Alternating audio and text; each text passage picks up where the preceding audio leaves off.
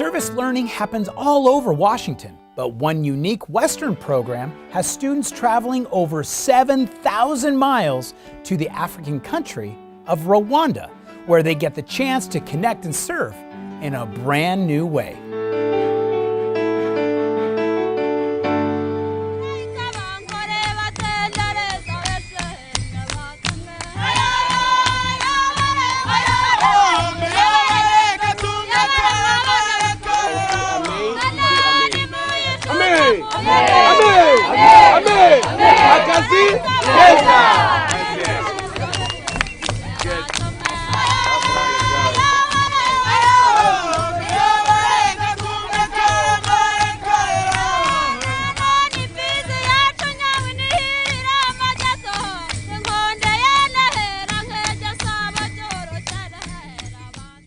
So this past summer, we offered a course for Western students in Rwanda, and it was our first time going to Rwanda, experiencing Rwanda, and we initiated a partnership with a local NGO called Building Bridges with Rwanda, and the centerpiece of that organization is a women's weaving collective.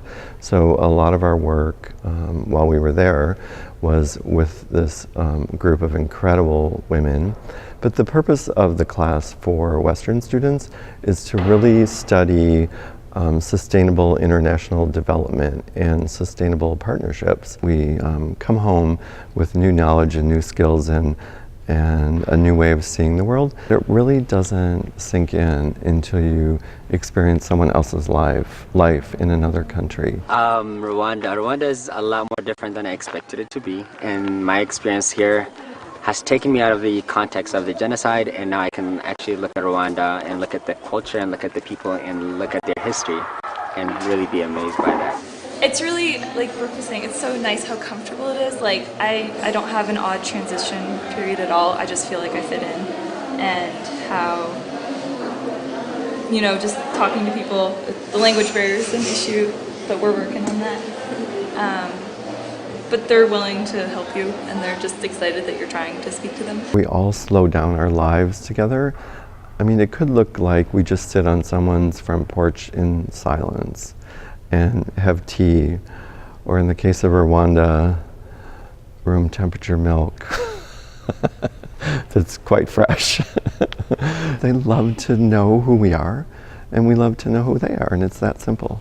The language classes have been really fun because everyone here is so interested in learning English, which is like I feel like one of the biggest things we have to offer, because it's like, what else? And then it's nice to have both parts of it because it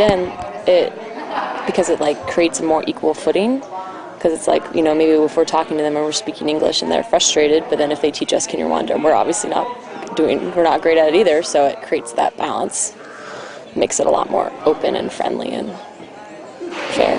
Definitely the sense of community here is a lot different than at home, because at home it's a really individualistic culture and everyone just looks out for themselves, and here it's a collectivist culture where everyone looks out for each other. So I think that that America can definitely learn a lot from that. And the community, we're so not community-based in the States, and here you walk down the street and everyone just wants to talk to you, and everyone just wants to say hi. Whatcom, they learn about phosphorus and eutrophication in Lake Whatcom, stream macroinvertebrates, and they learn about winter wren habitat and old-growth forests. And then at the end of the 2 days, we have a stewardship lesson where the students get to become stakeholders in the Lake Whatcom watershed and discuss solutions to problems with Lake Whatcom.